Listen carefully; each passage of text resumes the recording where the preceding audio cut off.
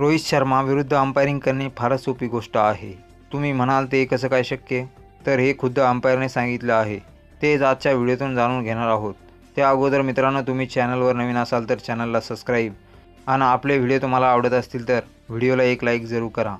तर मित्रांनो, भारताचा अंपायर असलेले अनिल चौधरी यांनी एका यूट्यूब कार्यक्रमात म्हटले आहे की रोहित शर्मा विरुद्ध अंपायरिंग करणे फारच सोपी गोष्ट आहे.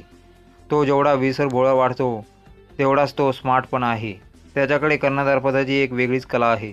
तो फलंदाजी करत असताना त्याच्याविरुद्ध अंपायरिंग करणे एकदम सोपी गोष्ट आहे. कारण रोहित शर्मा विस्फोटक फलंदाज म्हणून ओळखला जातो.